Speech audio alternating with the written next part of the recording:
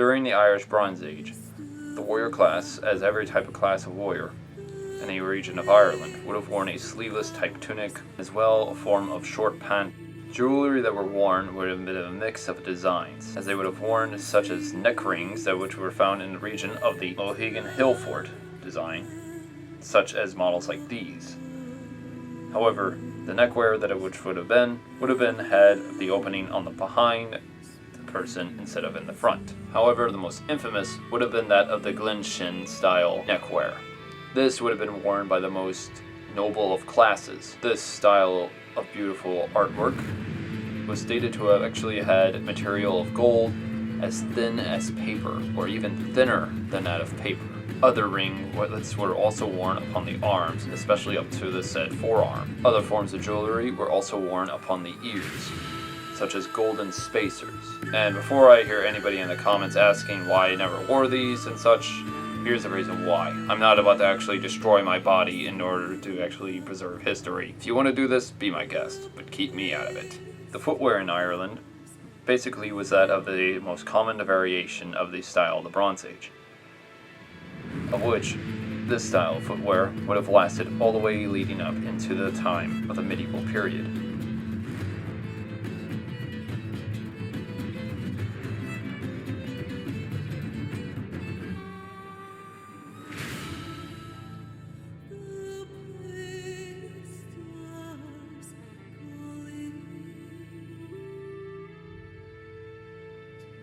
Club weapons were a major style weapon used from the Neolithic and even into the Bronze Age and even Iron Age cultures. So it wouldn't be unbelievable to believe the fact that it could have been used even into this time. Axes that were used were of a mixed type of design, mostly used for agriculture rather than that of warfare use, but nonetheless were probably still used.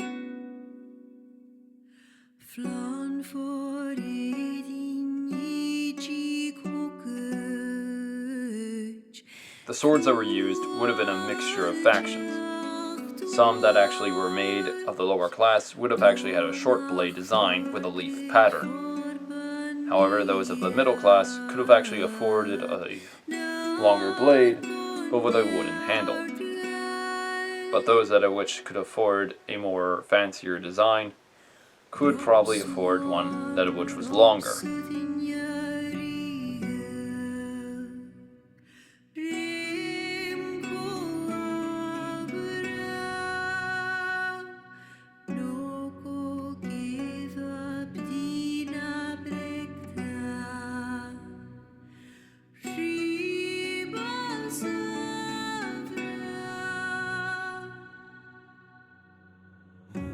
The cloaks that which were worn in style and time were mostly that made out of wool.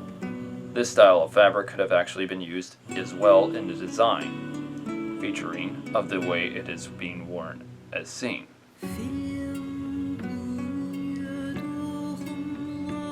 Across the shoulder and as well tucked underneath the arm. This would actually provide in a form to actually even be used in a case of the winter times.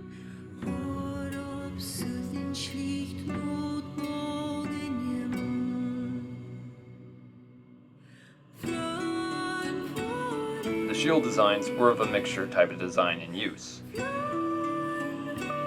as they would have been a mix of between wood and leather. As well, some even had decorative designs of bronze. However, the most commonly believed is of a full bronze shield, such as that of Loch Gur.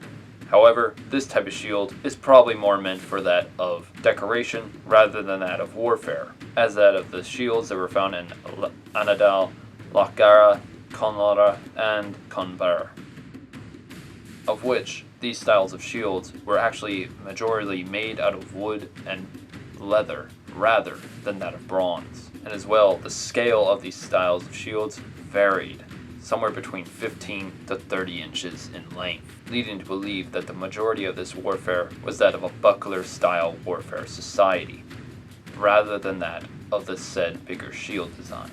The mixture was either that of oval style or of that round shield designs. Even some of the bosses were found out to have actually been made fully out of wood, rather than that of steel or bronze. The spears and javelins that are used are of a mixed variation, Some archaeological finds even show some of the spears actually of a mix between 8 to 5. Many believe that they could have probably even used some sort of carry bag in order to carry the javelins, but little information has still been found. As well, the spear mostly meant for thrusting use only.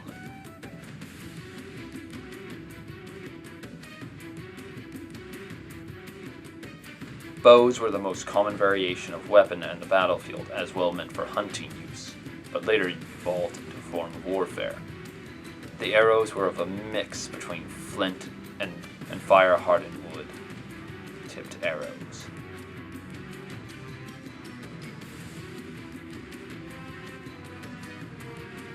The sling is another variation of weapon, meant to throw and hurl projectiles in a far distance, such as that of stones, on the field of battle. As well, many of you are probably wondering, why do I not wear any form of armor? Simply because we have still not uncovered any variation of any historical armor from the Bronze Age Ireland, leading some experts to believe that some of this equipment might have been very rare or uncommonly used in the first place. However, we still have to do further historical analysis, seeing to the fact that Bronze Age Ireland to this day is still being dug up in regions of Ireland. But one has to get further permission in Ireland in order to actually uncover this historical knowledge. And unfortunately, this will take time